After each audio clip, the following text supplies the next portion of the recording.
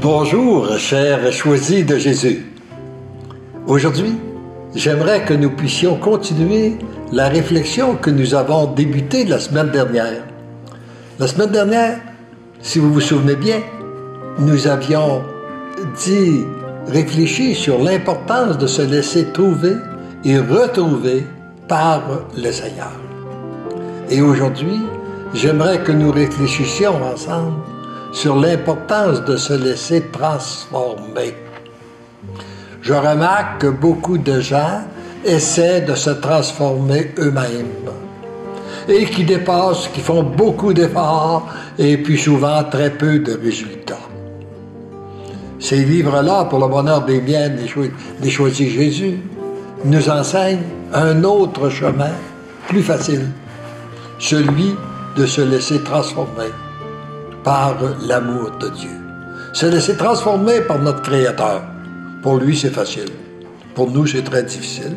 Et c'est pour cela, d'ailleurs, que j'ai tenu à ce que nous fassions cette réflexion au pied de la croix de Jésus, parce que c'est lui qui a le pouvoir de nous transformer.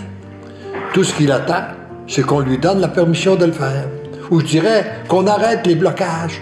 Parce que lui, il veut toujours nous inonder d'amour, mais nous, souvent, c'est nous qui bloquons. Alors là, on veut tout simplement lui donner cette liberté d'agir. Et j'ai avec moi ce matin, j'ai le plaisir d'avoir avec moi un ami de longue date, Sylvain, qui justement, d'après ce que je comprends, puis quand je l'ai regardé aller depuis plusieurs années, il m'est apparu que c'est justement un enfant docile entre les mains du Seigneur. Il s'est laissé transformer. Alors peut-être que pourrais-tu nous parler un peu de quelle façon que toi, tu t'es laissé transformer par le Seigneur? Avec plaisir. Maintenant, je dirais docile, parce que j'ai pas toujours été docile et j'étais une tête dure, comme on pourrait dire. Ah oui? Ah oui, j'étais une tête dure. Donc, j'ai dû faire ça. Ça paraît pas aujourd'hui. Non, c'est ça que les gens me disent. Ça paraît pas, mais dans mon passé, c'était quand même assez... j'étais tête dure, j'ai voulu faire plein de choses par moi-même, et je me suis aperçu que on frappe des murs. Hein? Oui.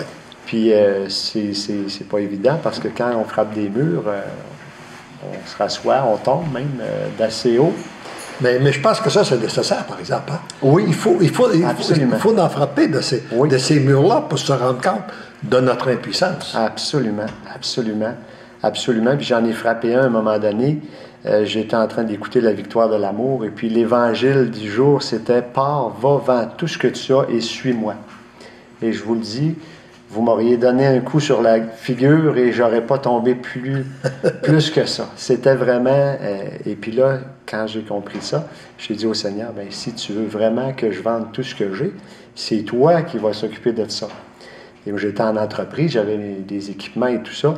Et à partir de ce moment-là, je lui ai tout donné. J'ai dit, si c'est vrai, tu vas faire ce que tu as à faire. Et je vous le dis, dans l'espace de 2 semaines, tout était liquidé. Tout était liquidé, je redevenais un homme libre. Ah oui? Je redevenais un homme libre. Ensemble, c'était pour toi un véritable dégagement. Effectivement. Est-ce que ça se peut que lorsqu'on chemine avec le Seigneur, nous avons tendance à lui demander des choses et parfois, c'est le contraire qu'il faudrait qu'on fasse? Qui nous dépouille. Exactement. C'est exactement ce qui est arrivé. Il m'a dépouillé de tout ce qui venait encombrer. Parce que je m'étais aperçu que j'avais des rêves. Je voulais avoir une Mercedes. Puis je voulais avoir tout ce qui était luxueux, parce que j'avais fait partie d'une entreprise qui nous disait, faut que tu apprennes à rêver. C'est ça qui va te motiver. Tu vas te lever le matin, puis tu vas savoir, faut aller chercher du monde, puis tout ça. La course au matériel. La course au matériel et tout ça. Mais, au paraître. Au paraître, oui, absolument. Mais toi, t'as pas d'orgueil. Ça, on va passer à une autre question. Non, ça va bien, honnêtement, là. J'en ai beaucoup, mais heureusement, C'est plus ce que c'était par contre. Je sais maintenant que quand ces poussées d'orgueil-là veulent monter, je ne dois pas les garder. Je dois les offrir. Puis Jésus disait, ben, ces choses-là, ces faiblesses-là, il dit, je vais les mettre en dessous de tes pieds, puis ça va devenir comme des marches qui t'aident à monter vers moi. Donc, ces choses-là ne sont plus négatives quand on y pense. Même nos faiblesses les plus profondes ne deviennent plus négatives parce qu'on les offre à Dieu et lui, il les utilise à bon escient. Si je comprends bien, ce que tu veux nous expliciter, là, si tu veux nous faire comprendre, c'est que ce qui pourrait être un blocage, les obstacles, les lourdeurs et tout ça, quand on se laisse transformer par le Seigneur, ça se transforme en grâce et en bénédiction. C'est ça que je comprends. C'est ce que je crois sincèrement. C'est ce que je crois sincèrement, que même nos faiblesses les plus profondes peuvent se transformer en grâce et en bénédiction, à condition qu'on les offre toutes à Dieu, puis qu'on dise, regarde, ce que je vis, je le comprends pas, mais toi, tu sais pourquoi je le vis, donc je te l'offre et fais ce que tu veux avec ça. Et on voit des choses extraordinaires arriver à partir de ces moments-là, quand on se laisse transformer. Alors, on n'est pas obligé de comprendre. Non, on n'est pas obligé de comprendre parce que, premièrement, je pense qu'on est trop petit pour comprendre. Moi, en tout cas, je suis trop petit pour comprendre. Il y a bien des choses que je ne comprends pas. Et je vivais encore quelque chose de cette fin de semaine par rapport à une blessure que j'ai eue. Je ne comprenais pas la souffrance, je ne comprenais pas la raison, mais je l'ai toute offerte à Dieu. Et à partir du moment où je l'ai offerte à Dieu, ma paix est revenue et je me suis aperçu que ça m'a permis de rencontrer des personnes qui avaient besoin d'une présence, qui avaient besoin de dialoguer.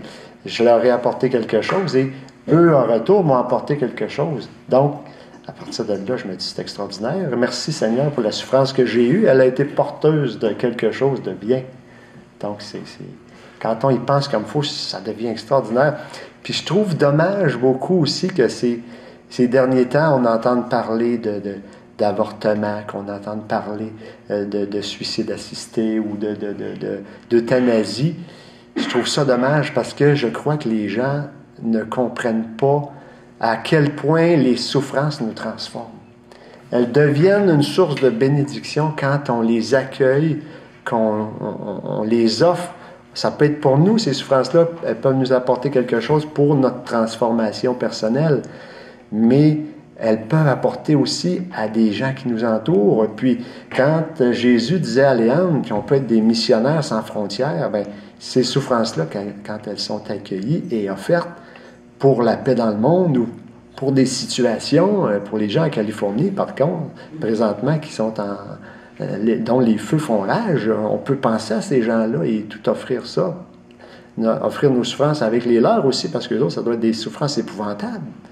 Donc, tout devient que ça a un sens à ce moment-là. Alors, c'est ça la véritable transformation qui s'opère lorsqu'on donne notre oui au Seigneur. C'est que, au lieu de regarder avec les yeux humains, ce qui n'a pas de sens, exact. Avec les yeux de la foi, ça a toute une autre dimension. Hein? Exactement. Et là, même la souffrance devient un plus dans nos vies. Et d'ailleurs, nous avons des multitudes de témoignages qui nous disent que c'est à la suite des souffrances que le Seigneur les a rejoints. Et ça se peut-il que ce soit nécessaire aussi, parce que moi, je ne crois pas, je crois qu'on pourrait exempter beaucoup de souffrances si on était justement plus docile à la volonté de Dieu. Je crois que oui. Je crois que oui. On pourrait éviter beaucoup de souffrances si on était plus docile. Puis en même temps, ces souffrances-là, quand on les regarde comme il faut, elles sont porteuses de bénédiction. Oui. Moi, je regarde mes plus grandes souffrances où les gens qui m'ont fait le plus souffrir, maintenant, avec le regard de la foi, je dis merci, mon Dieu, parce que ces gens-là m'ont fait le plus évoluer, je dirais. Oui. Parce que quand une personne te fait souffrir, tu as deux choix. Ou tu apprends à la détester, ou tu dis non, je continue de l'aimer malgré tout ce qu'elle peut me faire vivre. Mais ça, c'est une décision. C'est une décision que tu apprends. Tu décision. apprends à ce moment-là de continuer à aimer la personne qui te fait souffrir. Exactement. C'est un choix délibéré. C'est un choix libre. Exactement. Puis il n'y a plus personne après ça qui peut nous enlever notre joie parce qu'on a fait le choix d'aimer malgré ce que la personne peut nous faire vivre. Parce qu'en fait, chaque personne, moi je comprends que chaque personne, au fond d'elle-même, elle a un besoin d'aimer et d'être aimée. Je pense qu'on est tous pareils. Oui. On cherche ça. Oh, absolument. Absolument. Et souvent, la personne qui nous fait souffrir, c'est qu'elle porte de grandes blessures en elle-même. C'est ce que j'ai cru comprendre à travers le temps, c'est que les personnes, premièrement, moi je me rappelle dans ma vie, j'ai fait souffrir des gens. Toi aussi? J'en ai fait souffrir. Me semble que non. Ah oui? Moi, je te vois comme un bon gars pour répandre de l'amour partout où tu passes. Je dirais que malheureusement, j'en fais encore souffrir. Ça, c'est bon. C'est quand Saint Paul qui disait ça, hein, je fais plus de mal que je voudrais faire, puis je fais pas tout le bien que je voudrais faire. Ouais. Bon, on est encore comme ça, mais je pense que c'est tant qu'on va être sur la terre, tant qu'on va être en cheminement, ça va nous arriver. Mais comme on disait tantôt, il n'y a rien de perdu. Même nos faiblesses ne sont pas perdues quand elles sont offertes à Dieu. Donc, c'est extraordinaire. C'est extraordinaire de penser ça, que même nos faiblesses peuvent être utilisées à quelque chose de bien. Ça nous dépasse. Pour ça, je vous dis, je ne peux pas comprendre, c'est bien trop grand pour moi. C'est toute une transformation. Et justement, comme tu disais, dans notre monde actuel, où les gens pensent qu'ils cherchent tous les moyens possibles à exempter de l'assurance, alors que peut-être justement qu'ils n'ont pas compris qu'à l'intérieur, à travers une souffrance, il y a quelque chose d'important. Hein? Moi, j'aime beaucoup la pensée. Ce que la sagesse ne réussit pas à nous apprendre, la souffrance s'en charge. Effectivement. Et j'ai remarqué que c'est vrai pour un individu, c'est vrai pour un couple, c'est vrai pour une famille, c'est vrai pour un peuple, mais c'est vrai pour l'humanité. Si on regarde ce qui se passe actuellement dans l'univers, on s'aperçoit bien que ce que la sagesse ne réussit pas à apprendre à l'humanité, c'est la souffrance qui s'en charge. Mais pour que le plan d'amour se réalise, le Seigneur a besoin de gens qui se laissent transformer. Et dans cette transformation-là, il y a un des enseignements qui nous dit que quand tu parles de regarder les autres, il y a un enseignement que j'aime beaucoup méditer, qu'il y a dans ces livres-là, c'est que tu ne peux pas te baser sur ce que la personne était hier pour savoir ce qu'elle est aujourd'hui. Parce qu'entre hier et aujourd'hui, le Seigneur a pu la visiter, puis elle n'est plus la même. Exactement. Tu ne peux pas te baser non plus sur ce qu'elle est aujourd'hui pour savoir ce qu'elle va être demain. Parce que si tu l'accueilles, puis tu l'aimes, comme tu disais, entre aujourd'hui et demain, le Seigneur peut la visiter, et demain, ce ne sera plus la même. C'est qu'est-ce qu'on retrouve d'ailleurs dans le texte d'aujourd'hui de Saint Paul. Exactement. Au sujet d'Onésime. Onésime, exactement. Et puis, moi, ce qui m'aide beaucoup à accueillir les souffrances, c'est qu'à un moment donné, j'étais dans de grandes souffrances et j'ai eu une parole dans le cœur qui disait « Il n'y a jamais de résurrection sans passer par la passion ». Donc, les souffrances sont porteuses de quelque chose de bien quand on les accueille. Donc, cette parole-là m'interpelle encore et vient me transformer beaucoup quand il y a quelque chose de difficile à vivre, et que ce soit au travail ou à la maison, peu importe. Il faut se dire ça, qu'il n'y a jamais de résurrection sans passer par la passion. Donc, si on passe par la passion, il faut que notre foi soit mise en action. Il faut qu'elle soit mise de l'avant et qu'elle nous fasse croire et espérer que ce qui s'en vient, c'est plus beau. Puis je vous dirais que dans ma vie, j'ai jamais été déçu. Parce que ce qui a suivi les passions, ça a tout le temps été de grande joie. Et d'ailleurs, toi, tu es encore jeune, mais quand tu seras rendu à mon âge, tu pourras, en faisant un regard sur notre vie passée, c'est exactement ce que je constate, moi, que toutes les plus belles choses que j'ai vécues ont toujours été précédées une grande souffrance. C'est là que ça l'a fait des changements. Ça m'a obligé à faire des changements que je n'aurais pas fait autrement. Ça m'a comblé, ça m'a amené sur une autre voie que celle. Et puis, mais plus on va se placer sur la voie du Seigneur, bien, je pense qu'on peut aussi en exalter.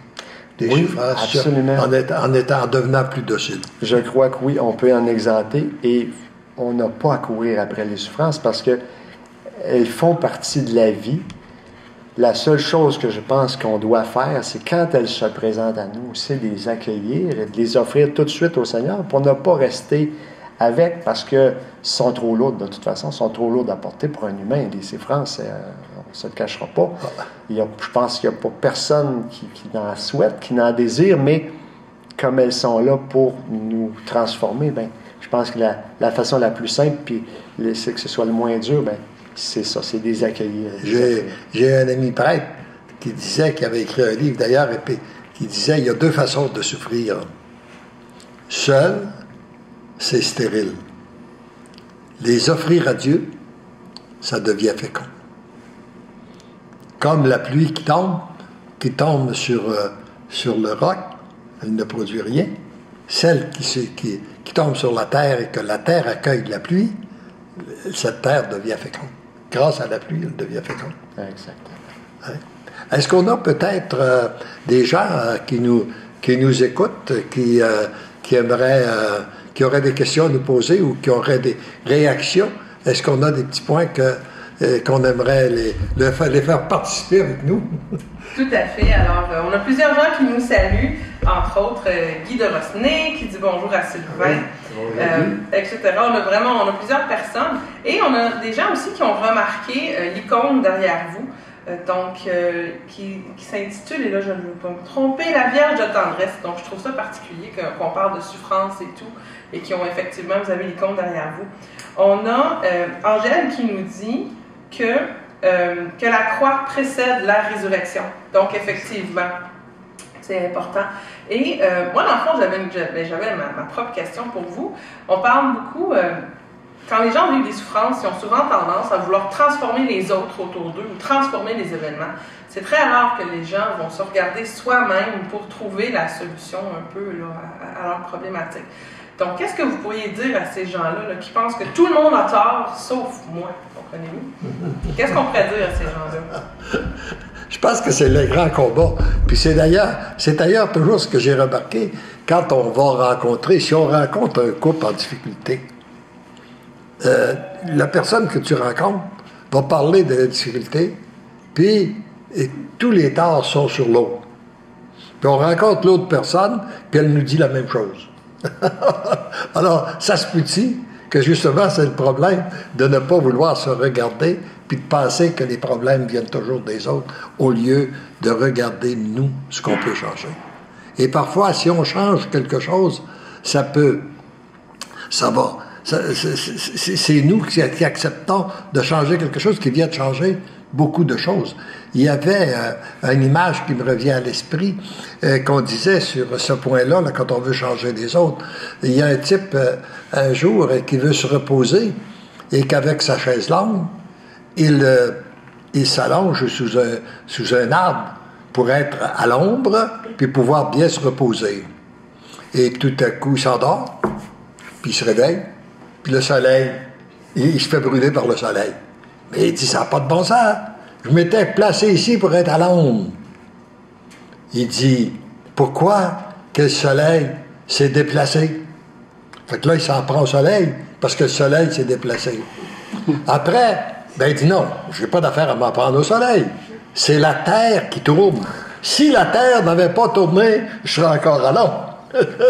Et puis, là, il s'en prend pendant un bout de temps à la Terre, puis après, il regarde l'arbre. Mais il dit, l'arbre, s'il y avait des branches plus longues, il m'aurait regardé au soleil, lui. Il s'en prend pendant un bout de temps à l'arbre. Et tant et aussi longtemps qu'il cherche si c'est le soleil qui est à défaut, la terre ou l'arbre, il se fait brûler. Il se lève, puis il prend sa chaise, puis il la tasse d'un mètre, il est à l'ombre. Alors c'est souvent ça. Tant et aussi longtemps qu'on cherche aux autres, on cherche la cause des autres, on continue à souffrir, on continue à se faire brûler. Si on accepte de se remettre en cause, ça vient de changer. Absolument. Il faut se remettre en cause. Et il faut que les choses qu'on aimerait qu'ils changent dans notre vie viennent des décisions, de nos propres décisions. Parce que les autres personnes, on n'a même pas le pouvoir de les changer.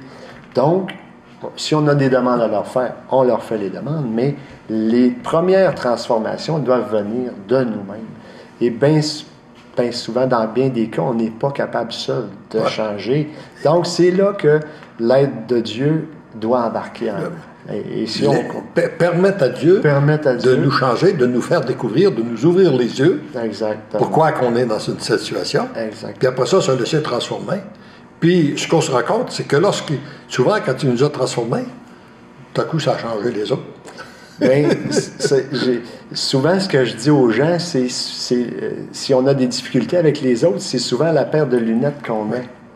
Qui est la paire de lunettes qu'on met pour regarder les autres. On peut mettre une paire de lunettes qui va être critique, qui va voir tous les défauts. Ça, c'est facile, c'est la voie la plus facile, peut-être à la base. Mais on peut décider de changer cette paire de lunettes-là pour mettre les lunettes qui voient la beauté, les qualités, les talents et tout ça. C'est bizarre, c'est la même personne qu'on a devant les yeux. C'est pas différent. Elle a encore ses défauts et tout ça, mais c'est plus le focus sur lequel on met.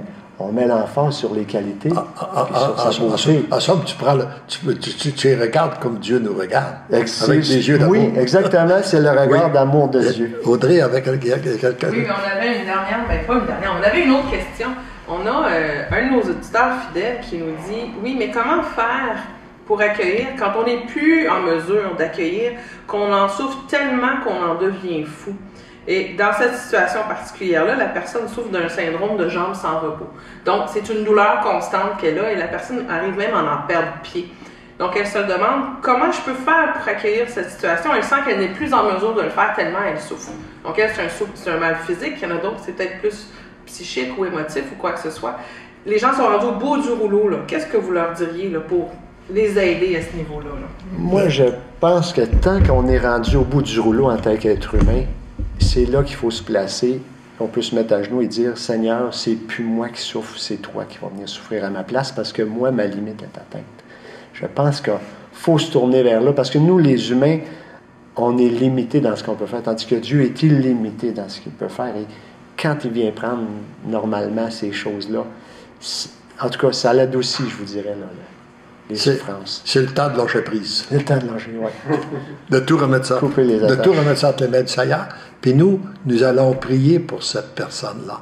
Et de seule chose qu'on peut faire, c'est de prier. Puis je demanderai à tous les gens là, qui nous écoutent, là, qui sont avec nous, d'avoir une intention de prière pour cette personne-là ou toutes les personnes qui souffrent dans des conditions comme ça et qui n'ont pas cette grâce de lâcher prise, de vivre, de remettre ça entre les mains de l'abandon et entre les mains du Seigneur.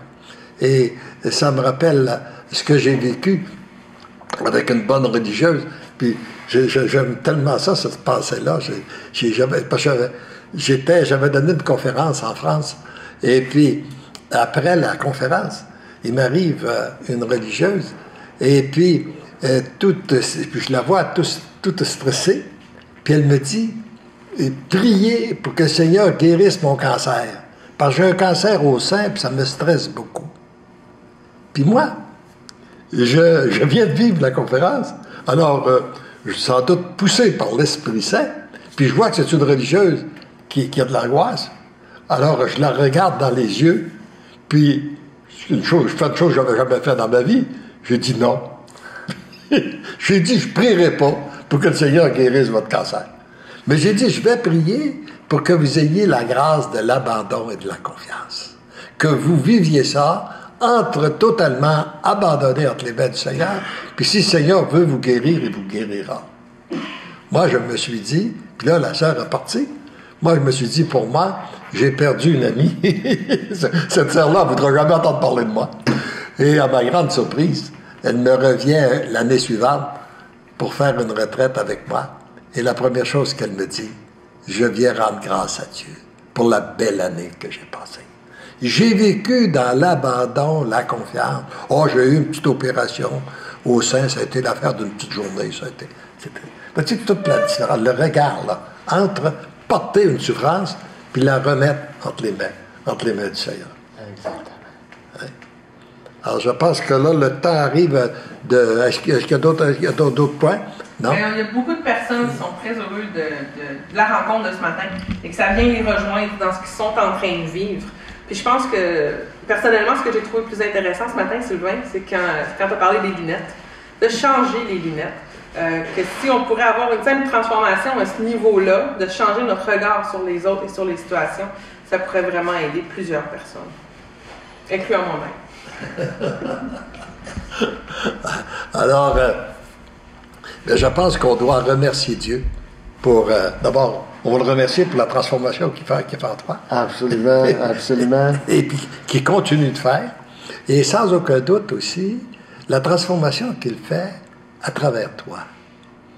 Des gens qui vont toucher parce que tu deviens un être, plus tu deviens un être d'amour, eh bien, plus son amour peut passer pour rejoindre les... Et d'ailleurs, tu avais un exemple que tu aurais voulu nous raconter, c'est vrai. Tu m'avais raconté quelque chose de bon. On peut prendre encore quelques minutes pour... J'aimerais que tu nous racontes, là, qu'est-ce que tu m'as raconté avec avant? Le joueur, avec ton petit gars de hockey, là. Ben, je suis entraîneur au hockey depuis quelques années. Et puis, à ma première année, les gens me poussaient à devenir entraîneur et je me disais toujours j'ai pas les qualités, j'ai pas le talent, j'ai pas ci, j'ai pas ça. Et j'étais tout insécure à l'idée d'aller en arrière d'un banc, d'être l'entraîneur en chef. Et j'aurais été à mon avis, j'aurais été un bon deuxième ou troisième ou même porter l'eau, ça n'aurait pas été grave. Mais toujours, les gens me poussaient et la situation a fait que j'ai finalement dit oui. Après 2 semaines de combat avec le Seigneur, j'ai dit oui et j'ai accepté. Puis, tout au long de l'année, j'avais un jeune, entre autres, qui était assez... il me tenait tête sur mes décisions et quand je sortais de la chambre, il avait des mots à dire sur ce que j'avais... Il redisait sur ce que j'avais dit pour essayer de défaire. Petit gars désagréable. Un petit gars désagréable. Mais un beau jeune homme, un bel adolescent à en devenir et tout ça. Puis à un moment donné, j'ai été pris d'un malaise et j'ai dû me rendre à l'hôpital. Puis c'était du côté du cœur. En tout cas, on a passé des examens et tout ça. Puis on n'avait peur que ce soit le cœur. Finalement, tout s'est bien... On a découvert c'était quoi. C'est l'œsophage qui enflait. En tout cas, ça a donné des symptômes un peu comme le cœur. Puis, sur mon lit d'hôpital, j'ai dit au Seigneur, si tu veux utiliser ces souffrances-là, je te les donne. Et tout ça. Puis l'image qui m'est venue en tête, c'est ce jeune homme-là. Bon, j'ai dit, Seigneur, si tu veux faire quelque chose pour ce jeune homme, je t'offre mes souffrances. Et quand je suis sorti de l'hôpital, puis ça, c'était un jeune homme qui était très froid, très distant. Et quand je suis sorti de l'hôpital pour aller dans la chambre de hockey, ça a été le premier qui est venu me faire un câlin. Donc, j'ai su à ce moment que l'amour du Seigneur avait passé quelque part. Donc, je rends grâce au Seigneur pour tout ça. Donc, pour ceux qui avaient l'impression que leurs souffrances sont inutiles, là, désespérez pas. Accueillez-les pour vous si vous en avez besoin. Offrez-les pour l'humanité tout entière ou pour vos proches, ceux qui ont besoin dans votre entourage.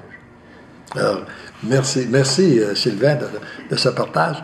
Et avec toi, nous demandons des grâces toutes particulières à ceux et celles qui nous écoutent, qui souffrent, afin que leur souffrance ne soit pas inutile.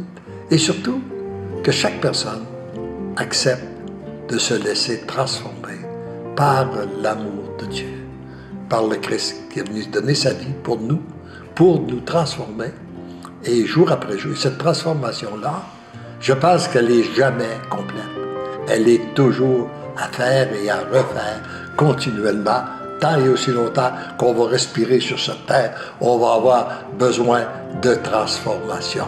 Et c'est cette transformation-là, seulement, c'est cette transformation-là qui vient de la source même de l'amour, qui permet de construire un monde nouveau sur cette terre, qui permet à l'amour de Jésus de circuler et qui nous permet de rencontrer de plus en plus de gens heureux qui vivent dans la paix, dans la joie, dans l'amour. Et nous voulons leur dire, en terminant, parce que l'amour vous aime, vous devenez l'amour.